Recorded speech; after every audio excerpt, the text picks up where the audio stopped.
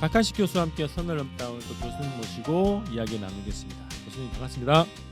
안녕하세요. 네, 안녕하십니까. 자, 오늘 주제는 북한 비핵화론에 대해서 말씀 나누겠습니다. 우리가 일전에 이제 이 방송에서 이 주제를 다루기도 했는데요. 또 최근에 또 중요한 또 대선 후보의 공약에서 또 비핵화론이 나오기도 하고 구조적으로 또 이렇게 전환이 되지 않는 그 원인 자체도 이 비핵화론에 좀 빠져 있는 그런 것 때문이 아닌가 이런 생각을 하게 됐습니다. 그래서 오늘 이 주제를 좀 다뤄보려고 하는데요. 90년대 초반부터 이제 남북관계, 북미관계의 촌미의 현안이 북핵 문제였어요. 그리고 90년대부터 2000년대에서는 북미 대화를 뭐 비핵화 회담, 뭐 비핵화 담판 이런 식으로 표현되기도 했고요. 육자회담의 기본 의제도 한반도 비핵화가 기본 의제였습니다. 판문점 선언 이후에 또 이제 남북 관계가 교착되고 이런 게 또 반복되고 있단 말이죠. 이 구조적인 문제가 비핵화론에 빠져 있기 때문이다 이렇게 제가 보고 있는데요. 특히나 내년 이제 대선 앞두고 대선 후보에서 진영에서 또 이 비핵화론에 근거한 정책을 좀 발표했기 때문에 제가 이 문제를 좀 다시 다뤄야겠다 생각해서 말씀 나누려고 합니다. 한반도 비핵화, 북한 비핵화, 북핵 문제 등등 뭐 다양하게 표현되고 있는데요. 이 한반도 핵 문제에 대해서 우리 정부가 앞으로 어떤 관점, 어떤 태도, 어떤 입장을 가져야 되나 이런 방향으로 좀 말씀을 좀 나누려고 합니다. 자, 우선 첫 번째로는요. 북핵 폐기론, 북한 비핵화론 이게 이제 언제부터 나오기 시작했고 그 정책 배경이 뭔지 좀 말씀 부탁드리겠습니다. 대략 큰 그림을 보면은 소련이 붕괴하게 되고 소련 붕괴라는 게 하루아침에 된 게 아니고 몇 년 동안 해서 자체 내에서 소련의 국민들이 지지를 받아서 정통성을 유지할 수 없게끔 그렇게 되었습니다. 그래서 소련의 리더십도 바뀌고 고바초프 같은 사람들로서 소위 레닌 스탄으로 보면은 수정적인 사회주의, 공산주의를 했다고 볼 수 있습니다. 그래서 벌써 1980년 후반대부터 90년 초반까지 소련만 붕괴된 게 아니고 그 90년 초반에는 더구나 소련을 둘러싸고 있는 동구권의 사회주의 체제들이 전부 독립을 했지 않습니까? 그러니까 이제 이건 북으로 봐서는 중요한 국제사회의 변화입니다. 자기들이 우방이 없어졌다는 거고 제일 신임을 하는 소련 자체가 소련 그 연방 자체가 없어졌으니까 거기에 대해서 야, 우리는 우리 국방을 우리가 해야 되겠다. 그래서 핵도 그런 동기가 있기 때문에 핵에 집착을 가졌다고 봅니다. 미국의 대북 적대 정책, 북핵 뭐 선제 공격 정책 뭐 이런 것들이 작용했다고 볼 수 있지 않을까요? 미국 한 나라에 대응하기 위해서 저는 했다고 보지 않습니다. 국내에 여러 가지 도전들이 있는데 그걸 해결하기 위해서는 다른 판을 짜야 되겠다. 자기도 판짜기를 그렇게 좀 하고 그래서 이제 국내에도 권력체제나 정책의 중요성도 경제에 올린다든가 인민사회로 파고들어간다든가 이런 국내외적으로 큰 변화가 80년 후반에 1990년 초반에 있었고 또 그러다가 1994년은 김일성 주석이 사망해버렸지 않습니까? 이거 어마어마한 큰 충격입니다. 북에서는. 그리고 이제 제네바 합의를 해서 북을 비핵화시키려고 애를 썼지만은 그게 결국은 미국이 약속을 이해 못해 경수를 제공하지 못했기 때문에 94년 제네바 회담은 결국 무산되고 말았습니다. 그래서 비핵화라는 개념이 그때부터 상당히 강하게 나왔죠. 그러다가 1993년쯤 될 거예요. 북이 NPT를 탈퇴하겠다. 그러니까 온 세계가 미국을 중심으로 해서 그게 아주 강하게 반응을 한 것이 핵을 그때만 그 정도 90년 초반에 되면은 핵을 만들고 있다는 의혹이 상당히 높았습니다. 그래서 핵은 안 만들어야 되겠다 하는 것을 가지고 이제 94년부터 그 다음에 육자회담 쭉 끝날 때까지 다 그렇게 했죠. 그 동시에 핵 개발을 집요하게 해가지고 2006년에는 정당성 있는 핵 무기 실험을 또 했지요. 그래서 이 상황이 국내적으로 냉전이 없어지고 소련이 붕괴되고 미국 자체가 세계에서 유일한 강대국으로서 패권을 잡으려고 하는 그런 욕망에서 발생하는 여러 가지 정책, 또 미국 국내에서는 군산 복합체가 차지하는 위치가 대단합니다. 2000년, 2010년 그 전에 미국 경제가 굉장히 나빴어요. 그런데 그때 군산 복합체가 활성을 띠면서 경제가 재생됐다고 저는 그렇게 봅니다. 그래서 국내적인 요소, 경제적인 요소, 정치적인 요소, 더구나 국제적인 요소, 소련을 위시해서 사회주의 정권 국가들이 변하든가 또 독립되든가 그런 식으로 되는 가운데서 그 와중에서 북은 어떻게 해야 되겠느냐. 그래서 그 고민하다가 결국 결정한 것은 우리는 우리끼리 해야 되겠다. 그래서 핵을 낸 겁니다. 좀 이따 말이 나오기라고 기대합니다만은 그걸 미국은 북핵을 비핵화 시키려고 하는 것이 미국의 최대 중요한 목적이 아닙니다. 비핵화가 목적이냐 수단이냐 이걸 우리가 잘 봐야 됩니다. 그걸 보기 위해서 북한이 핵을 왜 만들려고 결심을 했느냐 그것부터 알아야 됩니다. 핵 가지는 것이 북한 체제에서 조선에서 목적이 아닙니다. 핵 가짐으로써 안보를 하고 체제를 안정시키고 체제를 수호하는 그 목적 때문에 핵이라는 수단을 사용하게 되었습니다. 그렇기 때문에 수단은 말하자면은 타협할 수 있습니다. 목적은 타협이 안 됩니다. 그래서 그 나라가 존속하기 위해서 핵무기라는 방법을 활용을 했는데 그 방법은 다른 방법으로 그 체제를 유지를 하고 하는 방법이 생기면 얼마든지 바꿀 수 있습니다. 그래서 저는 평화조약이 되고 국교 관계가 정상화되고 이러면은 북에서 자기들이 추구하는 핵무기를 포기할 겁니다. 그런데 너무 오래 기다려가지고 이제는 포기를 있는 무기는 다 포기했지만 과학자들은 그냥 이 과학이 졸려있지 그러니 돌아서가지고 몇 달만 하면 또 핵국가가 됩니다. 북한이 현실이고 우리가 살고 있는 지역과 세계의 현실이라는 것을 우리가 직시하고 그대로 받아들여야 될 것 같습니다. 그 용어 정리를 한번 좀 하려고 하는데요. 바이든 정부 출범 이후에 한미 정상회담에서도 이 문제가 좀 논란이 됐던 문제입니다. 북한 비핵화냐, 한반도 비핵화냐. 그래서 요 용어에 대한 차이를 좀 정리해 주십시오. 북한 비핵화는 문자 그대로 우리가 북한 핵 만들지 마라, 비핵화해라 하는 거고 한반도는 미군이 남쪽은 핵무기가 없고 생산도 안 하고 하겠지만은 미국은 지금 어느 정도로 다 철회시켰는지 아직 있는지 그거는 아무도 정확하게는 모릅니다.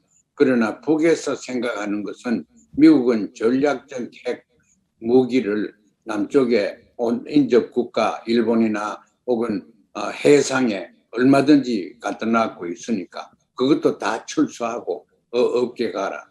그걸 다 철수하라 그러면은 아마 미군 철수 얘기까지도 나올 겁니다. 그래야지 우리 조선반도 비핵화가 된다. 김일성 주석이 항상 비핵화 얘기를 할 때는 조선반도 비핵화를 얘기를 했습니다. 그래서 자기들 조선민주인민공화국의 비핵화만 한다고 한 번도 북쪽 사람들은 그렇게 생각하지 않습니다. 남쪽이나 미국에서는 비핵화라 그러면은 DPRK, 조선의 비핵화인데 거기에서는 그렇게 생각하지 않고 또 UN 같은 데도 이 조선반도, 한반도 비핵화를 논의를 근래는 많이 하고 있습니다. 그러니까 미국도 그게 핵무기가 있고 이러면은 철거해라 이렇게 되어 있습니다. 한반도 비핵화가 가지고 있는 그 개념을 정확하게 이해하는 게 무엇보다 중요하겠고요.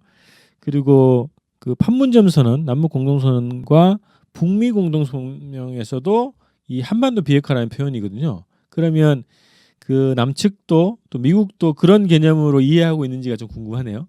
그렇게 이해를 안 하면은 국가 대화가 되지 않습니다. 자기만 비핵화하고 미국은 그냥 자기들은 핵을 가지고 있다고 주장하는데 불평등하게 그리는 하지 않습니다. 그래서 핵 문제를 우리가 다루려고 하면은 한반도, 조선반도의 비핵화를 해야 됩니다. 그런데 진짜 중요한 것은 미국이 조선반도 혹은 심지어는 북한의 비핵화를 미국이 진정으로 원하느냐? 나는 학자로서 그 원하지 않을 수 있다고 생각합니다. 중국을 겨냥하기 위해서 일본이나 한국에 무기를 갖다 놔야지요. 많은 무기를 판매를 해야지요. 그러기 위해서 북한의 그 악마적인 존재가 테러리스트 국가가 그게 있다. 그래서 이제 비핵화를 해가지고 핵 문제를 완전히 해결하려고 미국이 생각하지 않고 있지 않나. 저는 그렇게 회의적인 입장을 취하고 있습니다.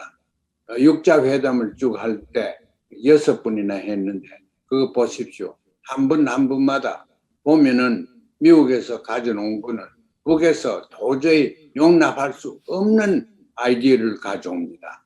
그래서 내놓으면 북에서 노 그러면 노를 하도록 일부러 종용을 하고 그렇게 목적이 북핵 문제를 해결하려고 하는 거 아니고 현 상태를 유지해서 정치적으로 중국을 겨냥하는 한국, 일본, 미국의 알라이언스 그 연맹이 공고롭게 되고 하는 것을 또 군산복합체에서 경제적인 이득까지도 챙기려고 하니까 북한이 나쁜 그런 핵무기를 추구하는 국가로 그냥 두어야 됩니다. 그런데 너무 오래오래 두어가지고 북은 이제 핵국가가 되어버렸습니다. 그 다음에 얘기가 북한의 핵 보유가 남북 관계, 북미 관계 발전에 걸림돌. 그래서 북핵 폐기가 남북 북미 관계 발전에 근본적 해법이고 선차적 과제다. 이런 주장이 몇십 년 동안 이어왔습니다. 요 주장에 대해서 좀 언급을 해주십시오. 핵 무기를 북에서 추구하기 때문에 관계가 잘 안 되는 것 아니고 그걸 핵 무기를 하나의 바게닝 수단으로 사용할 거고 그러니까 수단으로 사용하는 거는 우리가 얼마든지 타협할 수 있고 흥정할 수가 있습니다. 그 핵무기 가지는 것이 목적이다. 그러면은 절대 핵무기를 포기하는 목적을 포기하지 않습니다. 그러나 핵무기 가진 것이 옛날부터 보더라도 핵무기가 있으면은 다른 나라 사람들이 핵국가들조차 침범을 못하겠다 하는 그런 역사적인 예를 다 보고 우리도 핵만 가지면은 우리 안보는 해결된다. 그렇게 생각해서 핵을 계속 주구를 했지 않습니까? 그러나 핵을 수단으로 보기 때문에 타협의 여지가 얼마든지 있다고 봅니다. 타협의 여지가 있기 때문에 북핵 문제를 흥정이나 혹은 타협이나 교환 조건으로 우리가 국제회의에서 이걸 비핵 문제를 해결될 수 있다고 생각합니다. 그 핵 문제에 대해서 전통적인 냉전 세력들뿐만 아니라요. 진보 진영, 평화통일 진영 내부 일부에서도 그런 얘기를 했었죠. 북핵을 폐기하고 북미 평화협정 체결하는 것을 막교환하자. 이런 주장을 하기도 하고요. 지금 그 2017년, 18년 요 거치면서 북이 이제 선제적인 비핵화 조치를 일정하게 했단 말이죠. 근데 더 해야 된다. 이게 이제 문재인 정부 입장이었단 말이죠. 그래서 이런 그 북한의 핵 보유에 대한 정부 그리고 진보 진영 우리 국민들이 어떤 입장을 가져야 되는가? 그 뭐 말씀하셨습니다만 또 한 번 더 간략하게 정리를 해주십시오. 꼭 이해해야 될 것은 북한 핵을 가지고 있는 북한 사람들이 그 핵을 협상의 도구로 사용하느냐 하지 않느냐 그건데 제가 볼 때는 협상의 도구로 사용합니다. 핵을 가진 이유가 자기들이 평화와 체제 안정과 안보를 위해서 만들었다고 하면은 그것만 지금 다 가지게 되면은 예를 들어서 다자가 포함된 평화협정이 체결되고 또 북미 관계 외교가 정상화되고 또 미군도 철수가 되고 이렇게 되면은 전부 다 포기할 수 있지요. 왜냐하면 핵이라는 수단 없이도 체제가 위협을 갖지 않으니까 그렇게 됩니다. 그렇지 않고 핵만 우리가 없애고 하자. 그러면은 핵을 절대 포기 안 합니다. 핵이 그 중요한 것이 하나의 목적이라고 우리가 생각하고 또 그들도 그걸 목적이라고 생각하도록 우리가 유인해서는 미국이나 한국의 외교의 허점이고 외교가 그렇게 하면 실패하게 됩니다. 비핵화는 절대 성공하지 못합니다. 내년에 이제 3월에 새로운 정부가 들어섭니다. 저희는 이제 평화통일을 추구하는 정부가 들어서길 바라고 새로운 정부가 실질적인 공동선언 이행, 통일 단계로 접어들기를 바라는데요. 아무래도 이 문제, 그 한반도 비핵화 문제에 대한 관점, 입장, 태도 문제가 결정적인 장애가 되고 있는 것 같아요.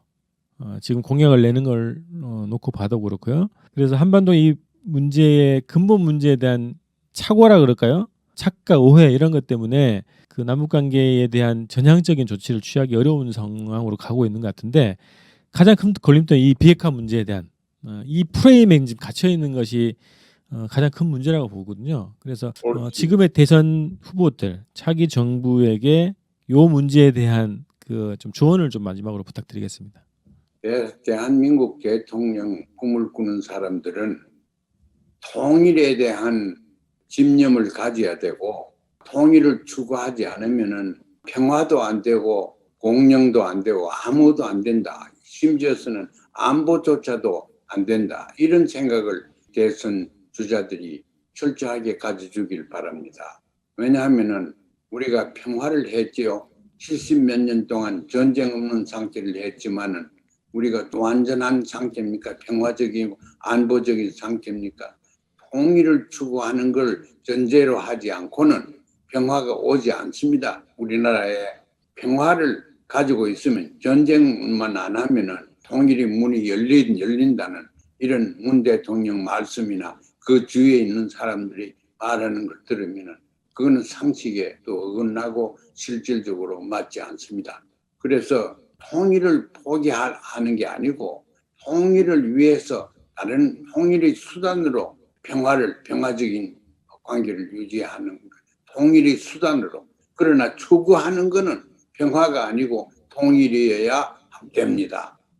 그래서 통일이 민족의 수건일 뿐만 아니라 통일을 하게 되면은 대박이 될 수도 있고 우리 민족 자체가 안보도 대박이 될 수 있고 경제도 대박이 될 수 있고 정치적인 영향도 될 수 있고 그래서 통일이라는 게 이렇게 중요하고 우리 민족의 장래에 중요하다는 것을 본인들도 그런 설득력을 가져야 되고 그렇게 기반을 둔 정책을 만들어내야 됩니다. 말하자면 통일 정책이 없는 대선 후보자는 대한민국 대선 후보가 될 자격이 없다고 생각합니다. 오늘 주제와 관련해서요. 비핵화론, 북핵 폐기론에서 깨어나야 된다라는 주제로 또 한 말씀 마지막으로 부탁드리겠습니다. 북핵 폐기론은 현실성이 없습니다. 폐기하지 않습니다. 폐기할 방법도 없습니다. 그래서 이 북핵 폐기론을 가지고 있는 한 안보의 위협을 느껴야 되고 그걸 위해서 군사적인 그런 정책을 만들어내야 됩니다. 그래서 우리가 우리 정책을 비핵화해서 비확산으로 바꿔야 됩니다. 핵을 비핵화시키는 건 끝나고 안 됩니다. 그러나 북이 동참해서 다른 핵국가들과 힘을 합해서 세계적으로 이 핵이 더 이상 확산되지 않도록 하는데 북한이 일정한 역할을 할 수 있다고 생각합니다. 그렇게 하도록 우리는 또 협조하고 도와줘야 됩니다. 알겠습니다. 오늘 이제 북한 비핵화론을 버려야 남북 관계가 풀린다라는 제목으로 오늘 방송을 준비해봤습니다. 자, 오늘 방송 이렇게 마치고요. 다음 방송에서 또 뵙도록 하겠습니다. 고맙습니다.